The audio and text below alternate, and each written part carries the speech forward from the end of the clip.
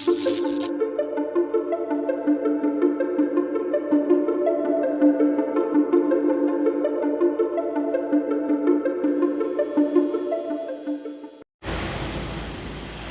to another beautiful day on Pattaya Beach.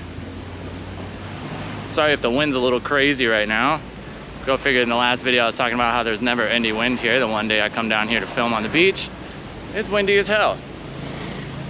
But today we're talking 5, count them 5, mistakes, scams, screw ups, slash however you want to call it with your verbiage.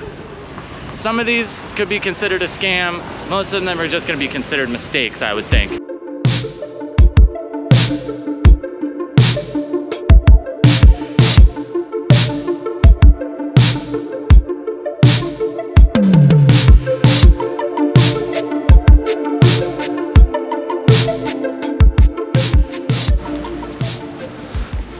Number 1 or number 5, however you want to look at it. I don't think it's just going to be in any particular order. It's going to be the great condo scam. It's not really a scam, I wouldn't think. I think a lot of people would probably do the same thing. But if you're overseas and you're going ahead and booking your accommodation before you get here, just accept that it's probably not going to be what it looks like in the photos. I would consider it a scam if it is not the same room at all. If you get there and there's some extra pricing, anything like that, that's the only scam part. Especially if you're on Airbnb or anything like that. Any fees and stuff that you're required to pay need to be in your contract, in your agreement. If you pay before you get there and you show up and they're asking for extra deposits, things like that, that would put a bad taste in my mouth. I would just go find somewhere else. Best way to do it is to show up, you know, stay somewhere for a couple days, run around the city, see what part of town you like to stay in, and then decide where it is you want to live.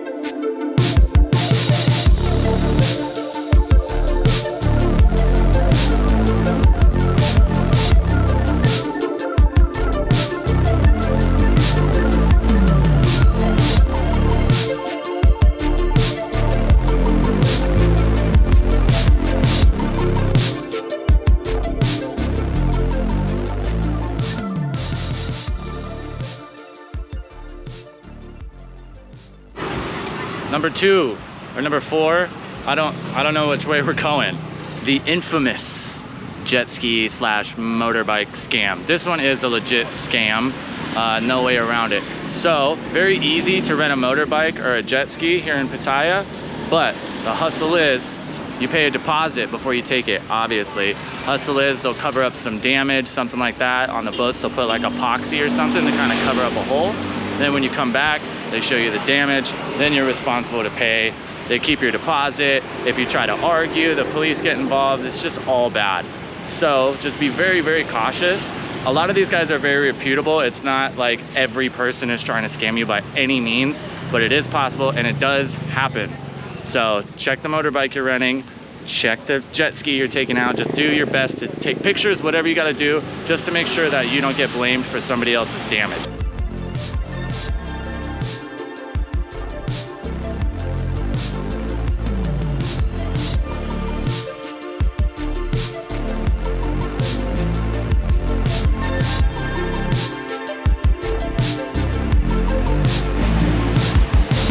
Number 3, or that would be another 3. Wow, that's a trip. Number 3, no matter which way we're going, call it bill padding here. Chunk in the change, whatever. We have different terms for it, all the places all over the world. Long story short, you know, you're out with some friends, having some drinks, whatever, food even, I've seen it happen. And then all of a sudden you get your bill and you don't remember drinking quite as many beers as are on that bill. Be cautious. Most places in Thailand, every time you order something, they take your bill and they update it. They bring it back to you every single time. One way to avoid it, check your bill every time it comes back, make sure it stays up to date. Or if you're planning on having kind of an extensive night and don't know if you're gonna be able to do that, pay it out every single time it comes. I know it's a lot different in the States. People will give you crap for, you know, not leaving your tab open and open and close and open and close and open and close. In Thailand, there's a jackhammer going everywhere at all times.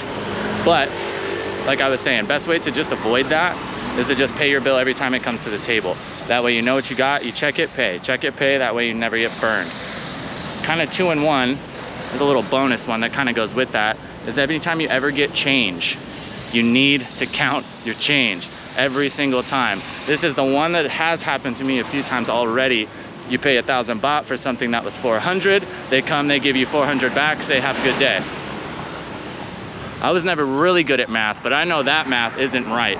So just double check, you know what you're paying as well as you know what your change should be. Make sure you get what you're owed.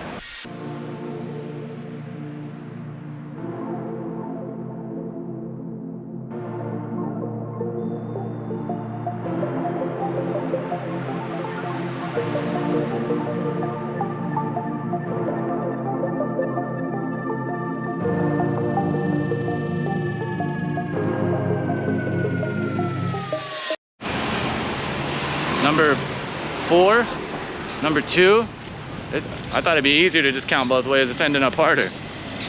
This has to do with motorcycle taxis, just, you know, taxis, bot buses, how to get around in general. I wouldn't say this is a scam either. This is people just trying to make their money. If you're taking a motorbike or anything where you're talking to somebody in person, decide on your price before you go. Being able to pull something up on maps so they know exactly where they're going. They don't have to end up going in a circle or anything like that. Agree on a price before you leave.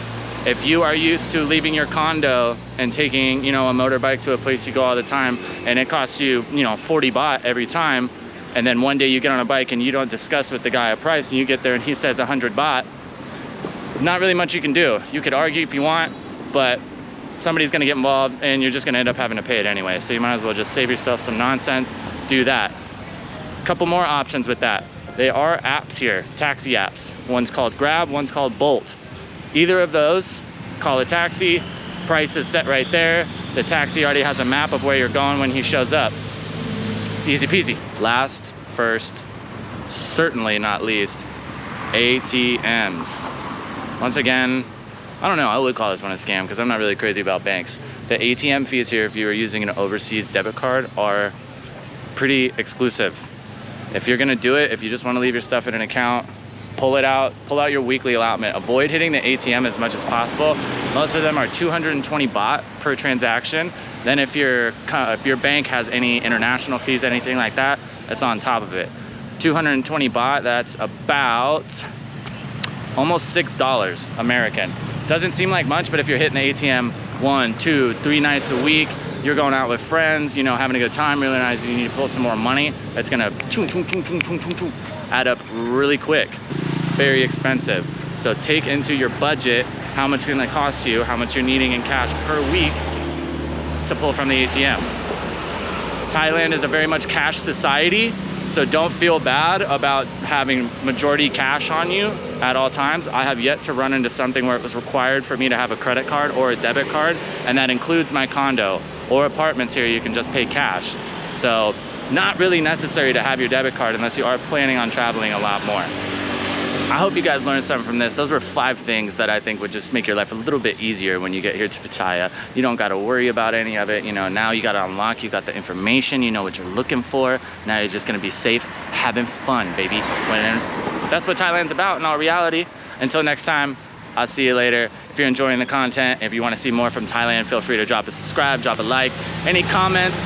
Holy crap. Any comments on anything you guys want to see coming from the channel, you let me know. I'll do my best to make it happen. If you'd like to support the channel, please head down to the Patreon. I just throw a little bit of kind of my B-roll on there, my day-to-day life. So maybe you see something you like. I'll talk to you later. Love you.